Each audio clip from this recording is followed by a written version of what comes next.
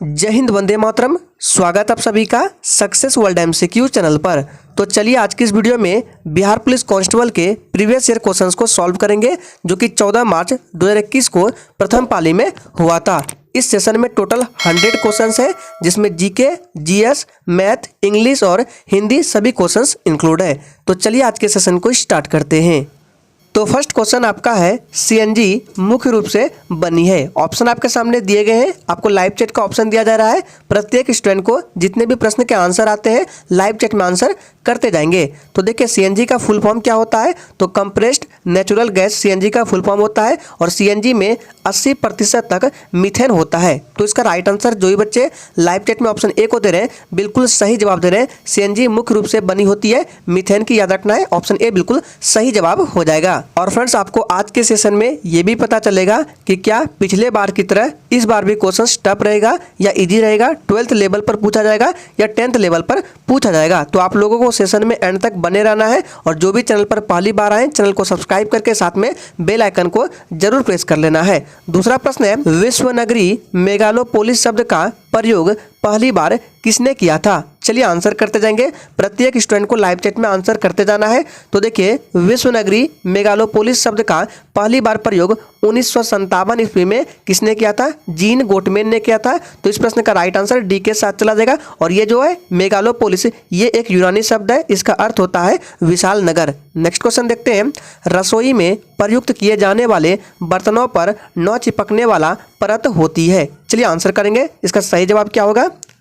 तो देखिए इसका सही जवाब है ऑप्शन ए, टेफ्लॉन होता है। राइट आंसर ए के साथ चला जाएगा, टेफ्लॉन। नेक्स्ट क्वेश्चन देखते हैं, कवि विद्यापति की रचना कीर्तिलता की भाषा क्या है? चलिए आंसर करेंगे, हिंदी है, प्राकृत है, पाली है, या फिर डी अवहट है। तो देखिए मिथिला निवासी कवि विद्यापति कई भाषाओं के ज्ञाता थे। उनकी अधिकांश रचना संस्कृत एवं अवहट में है। तो यहाँ पे पूछा जा रहा है कीर्तिलता की भाषा क्या है, तो राइट आंसर डी के साथ चला जाएगा, अवहट है। नेक्स्ट क्वेश्चन देखते हैं, निम्न में से छैल छबीला, संप में रंगीला, बड़ा चित्त का अडीला कहूँ, देवताओं में न्यारा है, पंक्तियों की रचना करने वाले कौन है?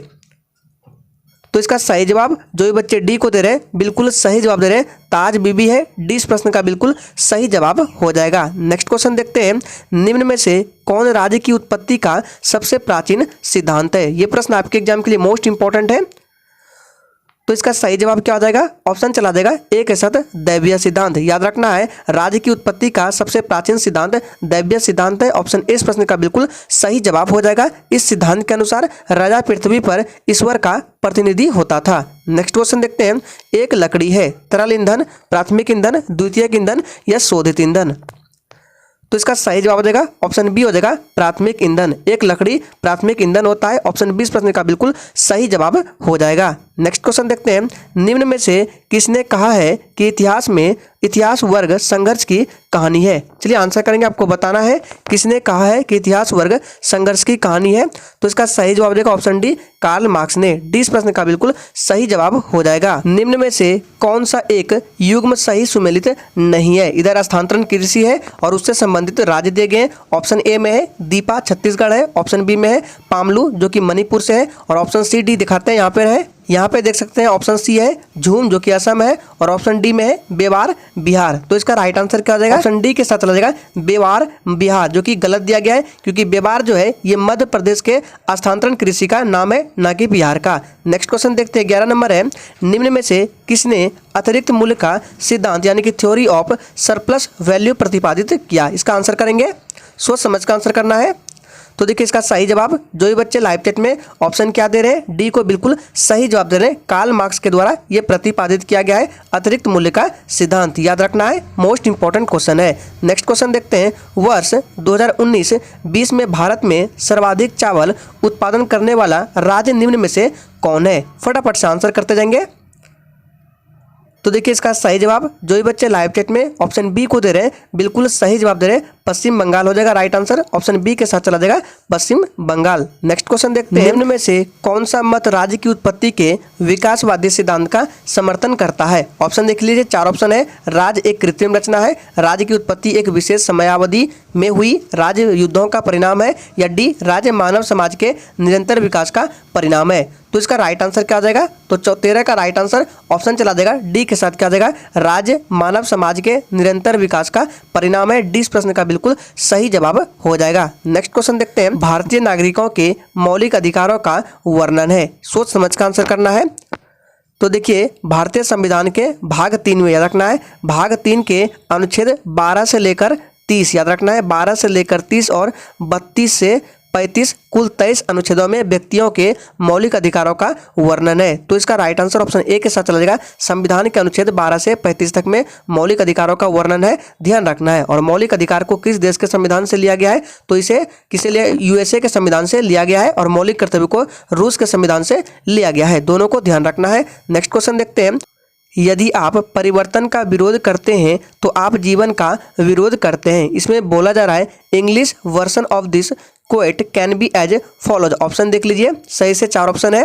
तो देखिए, सबसे पहले विरोध करना का इंग्लिश क्या होता है? तो विरोध करना का इंग्लिश होता है रेसिस्ट, RESIST होता है। तो देखिए, ऑप्शन में सी में मिल रहा है, क्या होगा इसका right answer? If you resist change you resist life. Option C इस प्रश्न का बिल्कुल सही जवाब हो जाएगा, ध्यान रखना है। नेक्स्ट क्वेश्चन देखते हैं। Visvesvaraya iron and steel limited किस राज्य में स्थित है? मोस्ट इंपॉर्टेंट प्रश्न है।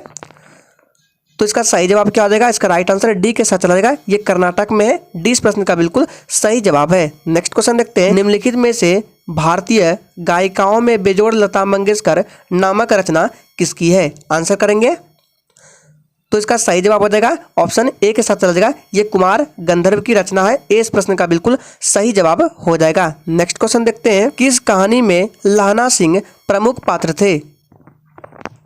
तो इसका सही जवाब हो जाएगा ऑप्शन ए, उसने कहा था। इसमें जो है प्रमुख पात्र कौन थे?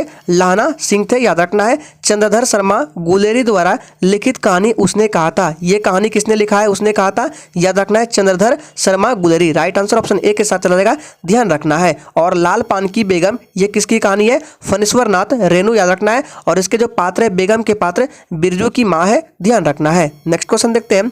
पंचायती राज विषय है, आपको बताना है पंचायती राज ये किस सूची का विषय है? तो इसका सही जवाब हो जाएगा ऑप्शन सी, ये राज्य की सूची पर आधारित है। पंचायती राज यानी कि पंचायती राज जो है ये राज्य सूची का विषय है। नेक्स्ट क्वेश्चन देखते हैं। एक दीक्षांत भाषण नामक रचना के रचयिता कौन है? तो इसका सही जवाब हो जाएगा ऑप्शन बी हो जाएगा, हरिशंकर परसाई। एक दीक्षांत भाषण ये रचना हरिशंकर परसाई की है। ऑप्शन बी इस प्रश्न का बिल्कुल सही जवाब हो जाएगा। नेक्स्ट क्वेश्चन है इंग्लिश का है। It is raining cats and dogs the sentence does not means, यानी कि बोला जा रहा है, ये जो लिखा गया है it is raining cats and dogs, in 4 option में से कौन सा इसमें मैच नहीं करता है? तो सबसे पहले समझिए, रेनिंग कैट्स एंड डॉग्स इसका मतलब क्या होता है? तो इसका मतलब होता है जोर की वर्षा होना, ठीक है। और ऑप्शन यहाँ पे देख सकते हैं, इट इज ड्रिजलिंग। ड्रिजलिंग का अर्थ क्या होता है? ड्रिजलिंग का अर्थ होता है बूंदा बूंदी होना या हल्की हल्की वर्षा होना। तो देखिए, मैच तो यही नहीं कर रहा है, ऑप्शन ए के साथ चला जाएगा, क्योंकि रेनिंग कैट्स एंड डॉग्स का होता है, क्या अर्थ होता है? जोर की वर्षा होना। और ड्रिजलिंग का अर्थ हो रहा है यहाँ पे बूंदा बूंदी होना या हल्की हल्की वर्षा होना, तो ये मैच नहीं कर रहा है। नेक्स्ट क्वेश्चन देखते हैं। वर्ष 2000 में बिहार में से बनाए गए झारखंड राज्य निर्माण के बाद बिहार विधानसभा की सदस्य संख्या कितनी है? आंसर करेंगे। तो देखिए, झारखंड राज्य के निर्माण के पूर्व बिहार विधानसभा के निर्वाचित सदस्यों की संख्या कितनी थी? 324 थी। वर्तमान में बिहार विधानसभा की सदस्य संख्या 243 है, याद रखना है, वर्तमान में कितना है? 243 है। और झारखंड विधानसभा की सदस्य संख्या 81 है। तो यहाँ पे क्या पूछा रहा है? वर्ष 2000 में बिहार में से बनाए गए झारखंड राज्य निर्माण के बाद बिहार विधानसभा की सदस्य संख्या कितनी है? तो इसका सही जवाब देगा 243, याद रखना है, पहले कितना था? 324 था। नेक्स्ट क्वेश्चन देखते हैं। भारत में तांबे का तीसरा सर्वाधिक उत्पादक राज्य कौन है? आंसर करेंगे। तो देखिए, भारत में तांबे का तीसरा सर्वाधिक उत्पादक राज्य कौन है? झारखंड है। ऑप्शन सी इस प्रश्न का बिल्कुल सही जवाब हो जाएगा, ध्यान रखना है। झारखंड की राजधानी कहाँ है? रांची है। नेक्स्ट क्वेश्चन देखते हैं। भारतीय संविधान के निम्नलिखित अनुच्छेदों में से कौन सा अनुच्छेद राज्य की सरकारों को ग्राम पंचायतों का संगठन करने का निर्देश देता है? आप यहाँ से सिर्फ ये पकड़िए, ग्राम पंचायत ये किस अनुच्छेद में इसका वर्णन किया गया है? तो इसका राइट आंसर 24 का, जो भी बच्चे ऑप्शन बी को दे रहे हैं बिल्कुल सही जवाब दे रहे हैं, अनुच्छेद 40 में इसका वर्णन किया गया है। 20 प्रश्न का बिल्कुल सही जवाब हो जाएगा। नेक्स्ट क्वेश्चन देखते हैं। बैंक के IFSC कोड में कितने अंक होते हैं? चलिए आंसर करेंगे। बैंक के IFSC कोड में कितने अंक होते हैं? तो इसका सही जवाब है ऑप्शन ए, कुल 11 अंक होते हैं। ए बिल्कुल सही जवाब हो जाएगा। IFSC का फुल फॉर्म होता है इंडियन फाइनेंशियल सिस्टम कोड, ये भी ध्यान में रखना है। नेक्स्ट क्वेश्चन है, न्यायिक पुनरावलोकन का अर्थ यह है कि सर्वोच्च न्यायालय, ऑप्शन ए देख लीजिए, को सभी प्रकरणों पर अंतिम अधिकार प्राप्त है, राष्ट्रपति के विरुद्ध दोषारोपण कर सकता है, और ऑप्शन सी यहाँ पे दिखाते हैं, उच्च न्यायालयों द्वारा निर्णीत प्रकरणों की समालोचना कर सकता है, और ऑप्शन डी है, किसी भी राज्य के कानून को अवैध घोषित कर सकता है। तो इसका राइट आंसर ऑप्शन डी के साथ चला जाएगा, किसी भी राज्य के कानून को अवैध घोषित कर सकता है। डी इस प्रश्न का बिल्कुल सही जवाब हो जाएगा। नेक्स्ट क्वेश्चन है, राज्य पुनर्गठन आयोग के सिफारिशों के बाद बिहार विधानसभा के निर्वाचित सदस्यों की संख्या कितनी थी? आंसर करेंगे तो देखिए, राज्य पुनर्गठन अधिनियम 1956, ध्यान रखना है, राज्य पुनर्गठन अधिनियम 1956 के तहत बिहार विधानसभा के निर्वाचित सदस्यों की संख्या 330 से घटकर 318 हो गई है। तो पूछा जा रहा है, राज्य पुनर्गठन आयोग की सिफारिशों के बाद बिहार विधानसभा के निर्वाचित सदस्यों की संख्या कितनी है? इसका राइट आंसर जो ये बच्चे ऑप्शन ए को दे रहे हैं, बिल्कुल सही जवाब दे रहे हैं, 318 याद रखना है। नेक्स्ट क्वेश्चन देखते हैं, निम्न में से कौन नाजीवाद का संस्थापक था? आंसर करेंगे। चलिए, तो देखिए, जर्मनी में नाजीवाद का संस्थापक एडोल्फ हिटलर था। तो इसका राइट आंसर क्या हो जाएगा? एडोल्फ हिटलर हो जाएगा। 20 प्रश्न का बिल्कुल सही जवाब हो जाएगा, एडोल्फ हिटलर, ध्यान रखना है। नेक्स्ट क्वेश्चन देखते हैं, आयुर्वेद के महान विद्वान चरक किसके शासनकाल से संबंधित थे? आंसर करेंगे तो 29 का राइट आंसर ऑप्शन बी के साथ चला जाएगा, क्या हो जाएगा? कनिष्क के शासनकाल से संबंधित था। आयुर्वेद के महान विद्वान कौन थे? चरक थे। ऑप्शन बी बिल्कुल सही जवाब हो जाएगा। नेक्स्ट क्वेश्चन है, एक कल्याणकारी राज्य के निर्देशक आदर्श वर्णित है। आंसर करेंगे। सही से चार ऑप्शंस को देखिए, तो इसका सही जवाब ऑप्शन ए के साथ चला जाएगा, राज्य के नीति निर्देशक तत्वों पर आधारित है एक कल्याणकारी राज्य के निर्देशक आदर्श, ध्यान रखना है। नेक्स्ट क्वेश्चन देखते हैं, लोकसभा के स्पीकर का निर्वाचन होता है, किसके द्वारा होता है?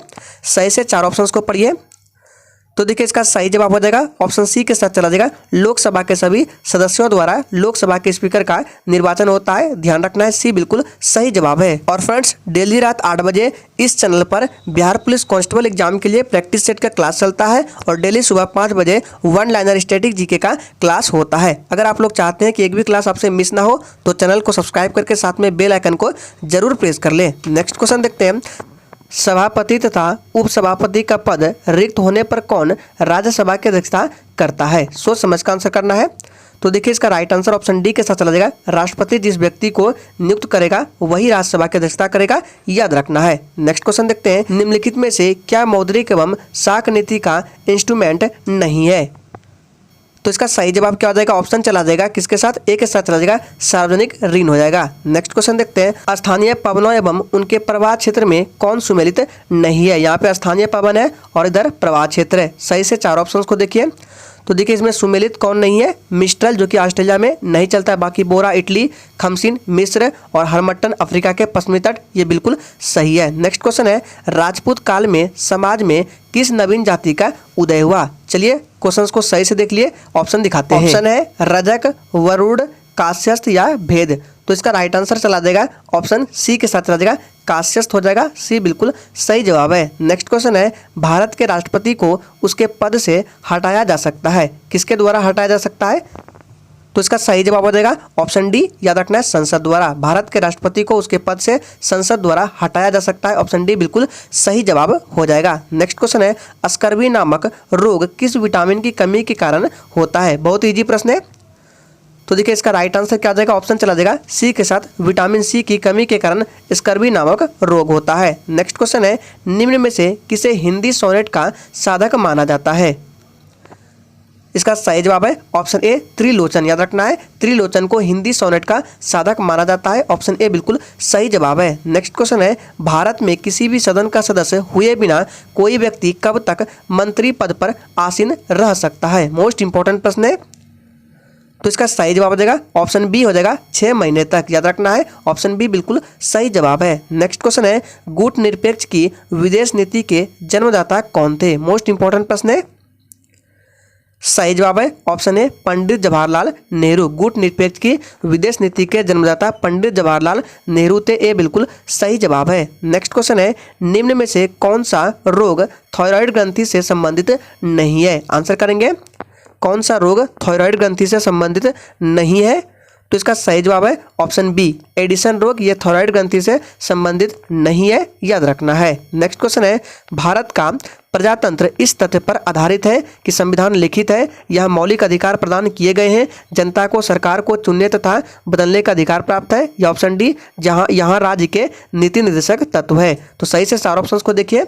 इसका सही जवाब जो ये बच्चे सी को दे रहे हैं बिल्कुल सही जवाब दे रहे हैं। भारत एक प्रजातंत्र इस तथ्य पर आधारित है कि जनता को सरकारों को चुनने तथा बदलने का अधिकार प्राप्त है। सी बिल्कुल सही जवाब है। नेक्स्ट क्वेश्चन देखते हैं, लीग ऑफ नेशंस कब अस्तित्व में आया था? आंसर करेंगे, लीग ऑफ नेशंस कब अस्तित्व में आया था? इसका सही जवाब क्या है? ऑप्शन चला देगा सी के साथ। 10 जनवरी 1920 को लीग ऑफ नेशंस अस्तित्व में आया था। सी बिल्कुल सही जवाब है। अगला प्रश्न इंग्लिश का है, fill in the blanks with appropriate choice. देखिए यहाँ पे लिखा गया है, सही से देख लीजिए। The woods are lovely, dark and deep, but I have promise to keep and miles to go before I sleep. नीचे है, this line liked by Pandit Jawaharlal Nehru are the concluding lines of the poem. चलिए option दिखाते हैं इसके, देख सकते हैं। देखिए ऑप्शन 4 दिए गए, इसका राइट आंसर जो हो जाएगा डी के साथ चला जाएगा, stopping by woods on snowy evening. ये जो है ये इस जो शीर्षक में कविता था उसका ये अंतिम लाइन है, और इसके लेखक कौन है? Robert Frost. याद रखना है, इस प्रश्न का डी बिल्कुल सही जवाब हो जाएगा। नेक्स्ट क्वेश्चन देखते हैं, एक गेंदबाज ने लगातार 15 मैचों में, यहाँ देखिए स्कोर दिया गया है, दिए गए आंकड़ों का बहुलक आपको निकालना है। तो देखिए सबसे पहले क्या करेंगे, इस स्कोर को क्या करना है, आपको बढ़ते क्रम में सजाना है। उसके बाद देखना है कि कौन सी संख्या ज़्यादा बार रिपीट हुआ है। तो आप देखेंगे कि 2 जो है ये ज़्यादा बार रिपीट हुआ है, तो राइट आंसर इसका ए के साथ चला जाएगा। इसका बहुलक क्या हो जाएगा? 2 हो जाएगा, ध्यान रखना है। नेक्स्ट क्वेश्चन देखते हैं, अंत्योदय अन्न योजना का उद्देश्य क्या है? ऑप्शन देख लीजिए। ऑप्शन ए में है गरीबी को निःशुल्क भोजन की व्यवस्था करना, वृद्ध जनों को निःशुल्क भोजन की व्यवस्था करना, ऑप्शन सी है गरीब परिवारों को सस्ता गेहूं और चावल आवंटित करना, या डी है सरकारी छात्रावास में रहने वाले एससी और एसटी बच्चों को सस्ता खाना उपलब्ध करवाना। तो इसका राइट आंसर क्या आ जाएगा? ऑप्शन सी के साथ चला जाएगा, गरीब परिवारों को सस्ता गेहूं और चावल आवंटित करना। यह इसका उद्देश्य है अंत्योदय अन्न योजना का। नेक्स्ट क्वेश्चन देखते हैं, मेरी जेल डायरी कृति के लेखक कौन है? आंसर करेंगे। तो इसका सही जवाब जो ये बच्चे ऑप्शन दे रहे हैं डी को बिल्कुल सही जवाब दे रहे हैं, मेरी जेल डायरी ये कृति के लेखक जयप्रकाश नारायण है। नेक्स्ट क्वेश्चन है, निम्न में से कौन सा जीवाणु दूध से दही जमाने में सहायक करता है? मोस्ट इंपॉर्टेंट प्रश्न है और इजी भी प्रश्न है। तो देखिए इसका सही जवाब क्या हो जाएगा? लैक्टोबैसिलस हो जाएगा। ऑप्शन ए इस प्रश्न का बिल्कुल सही जवाब हो जाएगा। नेक्स्ट क्वेश्चन है, सांख्यिकी में मानक विचलन का प्रयोग सर्वप्रथम किसने किया था? इसका सही जवाब है ऑप्शन बी, किसने किया था? कार्ल पियर्सन ने। याद रखना है, बी बिल्कुल सही जवाब है। नेक्स्ट है, राज्यों की विधान परिषद की न्यूनतम सदस्य संख्या निर्धारित है। इसका सही जवाब है ऑप्शन सी 40 है। राज्यों की विधान परिषद की न्यूनतम सदस्य संख्या निर्धारित 40 है। सी बिल्कुल सही जवाब हो जाएगा। नेक्स्ट क्वेश्चन देखते हैं, मुख्य निर्वाचन आयुक्त एवं अथवा 2 अन्य चुनाव आयुक्तों के मध्य मतभेद होने पर कौन मामले पर नियंत्रण लेता है? ऑप्शन देख लीजिए सही से चारों। तो इसका राइट आंसर क्या आ जाएगा? ऑप्शन चला जाएगा सी के साथ हो जाएगा, बहुमत से स्वयं चुनाव आयोग। याद रखना है, सी बिल्कुल सही जवाब हो जाएगा। नेक्स्ट क्वेश्चन देखते हैं, यदि पी क्यू से 40% कम है तो बोला जा रहा है क्यू पी से कितना प्रतिशत अधिक है? तो चलिए इस प्रश्न में थोड़ा सा हिंट देते हैं। अगर आपने टाइम एंड वर्क चैप्टर को पढ़ा होगा तो आप लोग आसानी से समझ जाएंगे। तो देखिए यहाँ पे मान लेते हैं क्या, यहाँ पूछा रहा है कि P जो है Q से 40% कम है, तो Q को हम मान लेते हैं 100। ठीक है, माना कि Q कितना है? 100% है, तो P कितना हो जाएगा? 40% कम है, यानी कि 60% हो जाएगा। अब देखिए प्रश्न क्या पूछा रहा है, Q P से कितना अधिक है? तो ये जो Q है ये P से कितना अधिक है देख लीजिए, नंबर में कितना अधिक है? तो 40 अधिक है। आप यहाँ देख सकते हैं नीचे 60 है, ऊपर 100 है, तो कितना अधिक है? Q 40 अधिक है। ठीक है, तो ऊपर हम 40 लिख देंगे। तो किससे अधिक है? 40 60 से अधिक है, नीचे 60 करेंगे और इंटू 100 करेंगे और इसको सॉल्व करेंगे। तो इसका राइट आंसर क्या हो जाएगा? इसका राइट आंसर ऑप्शन बी के साथ चला जाएगा, 66.66% हो जाएगा। बी बिल्कुल सही जवाब हो जाएगा। चलिए आगे देखते हैं। नेक्स्ट क्वेश्चन भी मैथ का है। अनिल, दीपक तथा दिनेश मिलकर एक कार्य को 35 दिन में पूरा कर सकते हैं। अनिल तथा दिनेश मिलकर समान कार्य को 60 दिन में पूरा कर सकते हैं, तो पूछा रहा है दीपक अकेला समान कार्य को कितने दिनों में पूरा कर सकता है। चलिए इस प्रश्न में भी थोड़ा सा हिंट दे देते हैं। देखिए मैं चाहकर भी पूरा प्रश्न का डिस्कस नहीं कर सकता क्योंकि वीडियो जो है अधिक ज़्यादा लेंदी हो जाएगा। तो देखिए यहाँ पे अनिल, दीपक और दिनेश मान लेते हैं ए है, दीपक को डी मान लेते हैं और दिनेश को DI मान लेते हैं। तो इसके द्वारा कार्य कितना है 35 है, ठीक है।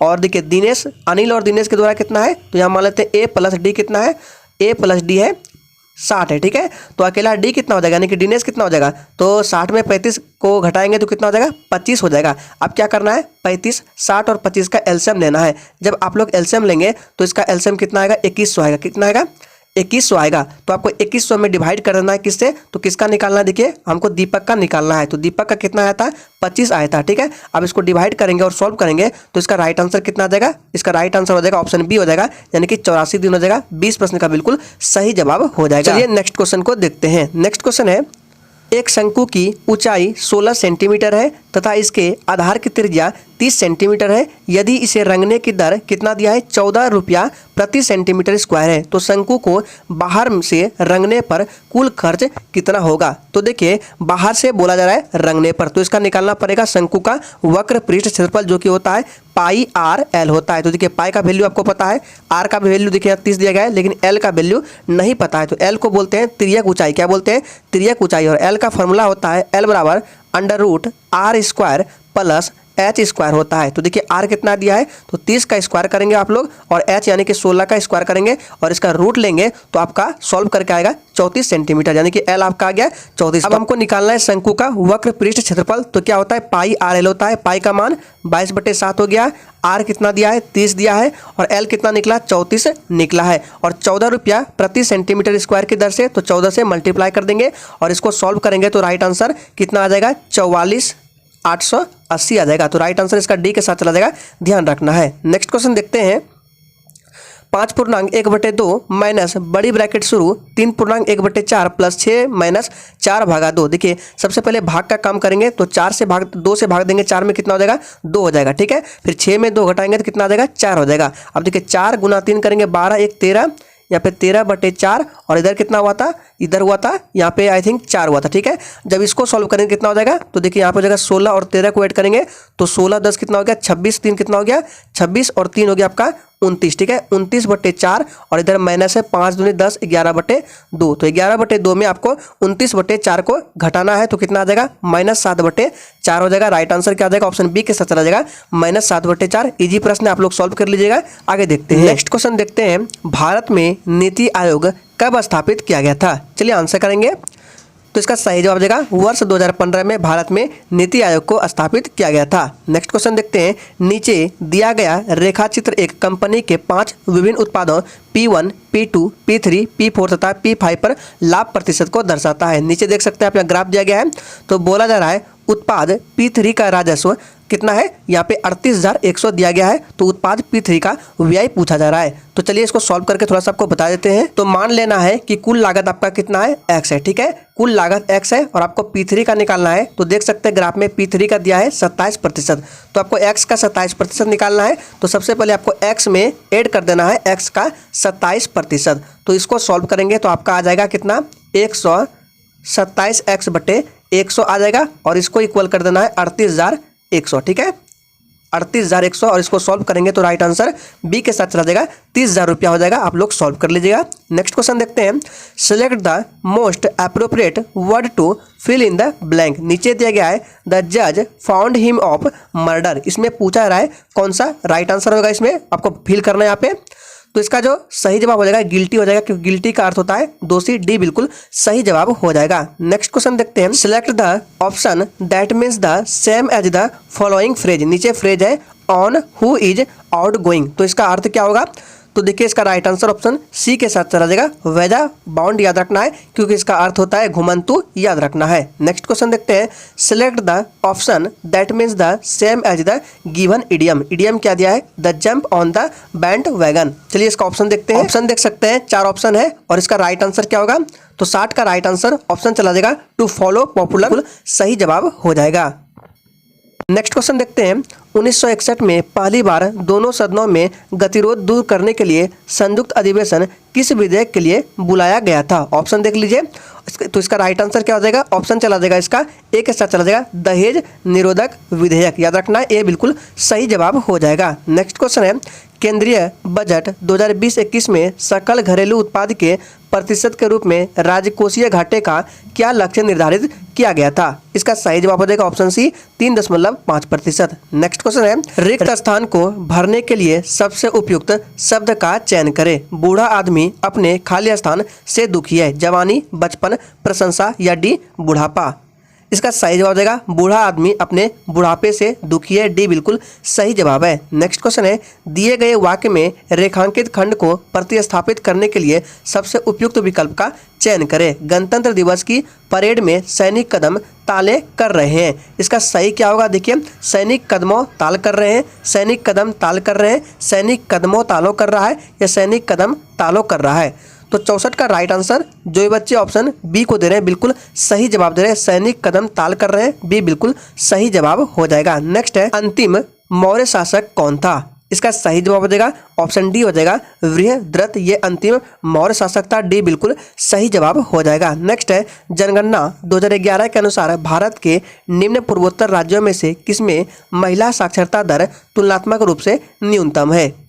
इसका सही जवाब है ऑप्शन ए असम का, ए बिल्कुल सही जवाब है, असम की राजधानी दिसपुर है। नेक्स्ट है, दिए गए वाक्य का वह भाग ज्ञात करें जिसमें कोई त्रुटि है। हम जानते हैं कि परिश्रम का फल सदा ही मीठा होती है, इसमें त्रुटि क्या है, तो देखिए आपको देखने से ही पता चल रहा है। इसका राइट आंसर सी के साथ चल जाएगा, मीठा होती है यहाँ पे नहीं होगा, मीठा होता है, ध्यान रखना है। नेक्स्ट है, निम्नलिखित में से उस विकल्प का चयन करें जो अंधे के हाथ बटेर लगाना मुहावरे का अर्थ व्यक्त करता है। ऑप्शन आपको दिखाते हैं यहाँ पे, इसका ऑप्शन है, आप यहाँ ऑप्शन देख सकते हैं, प्रयास से कीमती वस्तु मिलना, आज्ञा होना, बिना प्रयास के कीमती वस्तु मिल जाना या सफल होना।